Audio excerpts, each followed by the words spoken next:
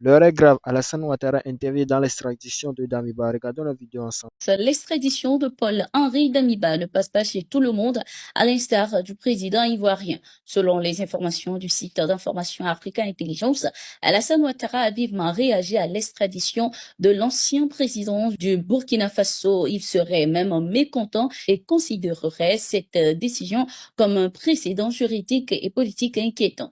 De son point de vue, cette extradition ouvre une brèche dangereuse. Elle pourrait, selon lui, conduire à ce que d'anciens dirigeants ou dissidents exilés dans la sous-région soient livrés à leur pays d'origine sur simple demande, surtout si celle-ci émane d'un État membre de l'Alliance des États du Sahel, l'AES. Abidjan estime également que cette extradition renforcerait la pression sur les États qui accueillent pour des raisons politiques ou sécuritaires des ressortissants recherchés par leur pays d'origine. Qu'est-ce qui explique réellement la colère du président ivoirien et est-elle justifiée? Suivons cette analyse. À duper tous les éléments du MPSR1, ça fait vraiment pitié. Pendant que les côtés du capitaine Ibrahim Traoré, eux voulaient seulement des réformes, voulaient changer de dirigeants pour prendre des décisions très sérieuses, pour avoir des armes pour lutter contre le terrorisme. Pour Damiba, c'était ailleurs.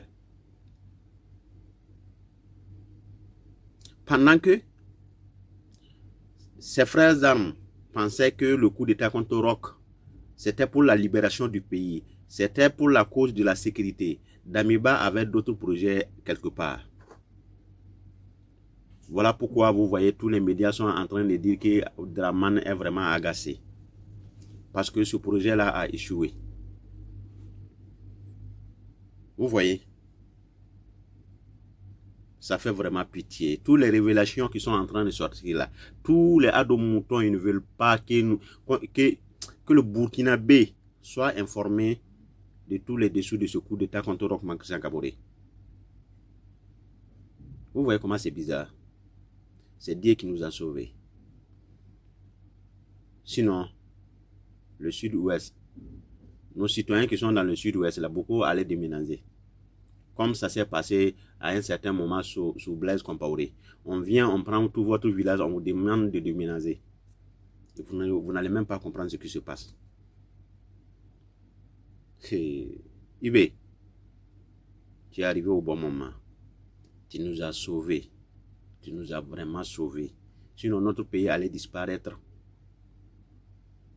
Voilà pourquoi tous ceux qui aboient sur le réseau actuellement, pourquoi Damiba a été extradé, ce sont les ados-moutons, soi-disant ivoiriens. Ces frères burkinabés, l'AIS, ça sont faire la part des choses. Ce sont les ados-moutons qui ont eu la nationalité ivoirienne par URE. Voilà. Frères et sœurs, en quoi l'extradition de Damiba regarde Alassane Ouattara et certains chefs d'État de la CEDEAO? Oui, Alassane Ouattara est en colère parce que le lieutenant-colonel Felon, Paul Sandaogo Damiba, a été extradé au Burkina Faso parce qu'il a voulu faire un coup d'État sanguinaire. Il avait décidé de se coaliser avec des copains, financer cette entreprise-là par de l'argent qui est venu de la Côte d'Ivoire. Alassane Ouattara devait s'en réjouir et même demander également une ouverture judiciaire contre Damiba. Mais ce n'est pas le cas. Selon certains médias, Alassane Ouattara est en colère parce que Damiba a été extradé. Oui, mais alors que Alassane Ouattara oublie que lui-même a fait extrader des Ivoiriens qui se trouvaient au Togo. Et mais avant d'aller sur ce point-là, on va ici vous lire le communiqué officiel du Burkina Faso. Ainsi, après le Togo, le Burkina Faso annonce de façon officielle que le lieutenant-colonel Felon, Paul Sandaogo Damiba a été extradé au Burkina Faso. Il se trouve bel et bien sur le territoire burkinabé. On va lire le communiqué ensemble. Communiqué relatif à l'extradition de Paul-Henri Sandaogo Damiba. À la suite des dénonciations faites le 5 janvier 2026 au parquet près du tribunal de grande instance de Ouaga, 1. Faisant état de l'implication d'un certain nombre de personnes, civiles et militaires, dont le nommé Paul-Henri Sandaogo Damiba, dans l'accomplissement d'actes préparatoires d'une atteinte à la sécurité de la sécurité de l'État, de détournement des deniers publics, d'incitation à la commission d'infraction, de blanchiment de capitaux, le procureur, de façon à requis du juge d'instruction, d'ouvrir une information judiciaire, de décerner mandat d'arrêt international contre Paul-Henri Sandaogo Damiba, de rouvrir la coopération pénale internationale avec la République du Togo en vue d'obtenir l'extradition du surnommé vers le Burkina Faso. Le 6 janvier 2026, le juge d'instruction a effectivement ouvert une information judiciaire pour les faits de détournement criminel des deniers publics, d'enrichissement illicite, criminel, de corruption, ainsi de suite.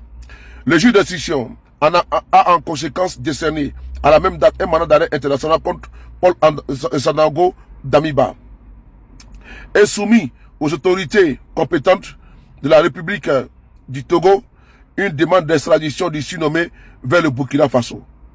Donnant suite à la demande, la chambre d'instruction de la Cour d'appel de Lomé a rendu le 16 janvier l'arrêt numéro 013-2026 qui a permis l'extradition effective de Paul-Henri Sandaogo Damiba vers le Burkina Faso. Signé Maître Edasso Rodrigue, officier de l'ordre de l'étalon, le ministre de la Justice. Voilà. Voici le communiqué qu'elle a, c'est un communiqué officiel. Damiba, comme l'a dit, ils ont bien signifié dans leur communiqué les autorités togolaises, il est bel et bien au Burkina Faso. Ça, c'est le communiqué du ministre de la Justice burkinabé. Revenons maintenant à la Côte d'Ivoire. Pourquoi certains militants d'Alassane Ouattara se mêlent dans le dossier de Damiba? On va essayer de regarder une vidéo, parce que je pense qu'ils sont frappés du syndrome de Stockholm. On écoute ici cette vidéo très rapidement. Lida Kwasi Moïse est l'ancien ministre de la Défense et de la Protection civile sous l'ancien régime. Avant d'occuper ce poste, il était enseignant à l'université de Cocody. Il était également l'un des piliers du Front populaire ivoirien. Bref, qui est l'homme? Je vous propose de suivre son portrait dans un récit signé Lassinan Ouattara.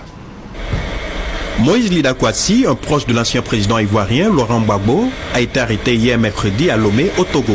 Il s'était exilé dans ce pays après la crise politico-militaire entre 2010 et 2011. Né le 7 janvier 1956 à Lakota, dans le sud de la Côte d'Ivoire, il débute ses études à l'université d'Abidjan avant de s'envoler pour l'Allemagne. Maître assistant des langues et civilisations germaniques à l'université de Cocody, il est secrétaire national du FPI, Front populaire ivoirien, chargé de la politique de défense et de sécurité de 1996 à 2001. Après le coup d'État de décembre 1999 en Côte d'Ivoire, il est nommé conseiller politique du général Guéhi Robert. Ministre d'État chargé de la défense et de la protection civile en 2000, il est démis de ses fonctions après l'éclatement de la crise de septembre 2002 et est nommé conseiller de l'ex-président ivoirien. Élu député du Front populaire ivoirien dans la commune de Makori à Abidjan en 2000, il est désigné secrétaire général adjoint du FPI chargé des relations avec les partis politiques et la société civile. Installé au Togo depuis plus d'1 an, son arrestation intervient en exécution de 2 mandats d'arrêt internationaux lancés contre lui, l'un pour crime de sang, l'autre pour crime. Voilà. Vous avez écouté cette vidéo-là. Je ne comprends pas pourquoi les partisans d'Alassane Ouattara se mêlent dans ce dossier-là. Lida Kwasi Moïse, ex-ministre d'État de la Défense sous le pouvoir du président Gbagbo Laurent, a été extradé du Togo vers la Côte d'Ivoire. Les partisans d'Alassane Ouattara ont jubilé. Ils ont jubilé. Et Lida Kwasi Moïse même, ils l'ont exposé. Damiba d'abord de 1, il n'a pas été exposé. Sa dignité a été respectée. Mais quand Lida Kwasi Moïse est venu en Côte d'Ivoire, là, c'est avec les menottes. Et on a vu ici à l'époque, on a entendu ici la déclaration de l'ex-ministre de l'Intérieur, Abel Bakayoko, père son nom. Maintenant, je ne comprends pas. Les partisans d'Alassane Ouattara ont salué l'extradition de Lida Kwasi Moïse. Selon eux, voulaient déstabiliser leur pouvoir. Maintenant, le Togo, estrade Damiba au Burkina Faso, pour les mêmes motifs, ils s'en plaignent. Mais la Côte d'Ivoire n'est pas le seul pays de la CEDEAO. Et à cause d'Alassane Ouattara, les 3 pays là, AES, Burkina et Niger, ont quitté la CEDEAO. Et beaucoup de pays aujourd'hui sont en train d'emboîter les pas. Parce que Ouattara a été nuisible pour la cohésion, pour l'unité de la CEDEAO. Mais qu'est-ce que Ouattara cherche encore dans les affaires internes du Burkina Faso?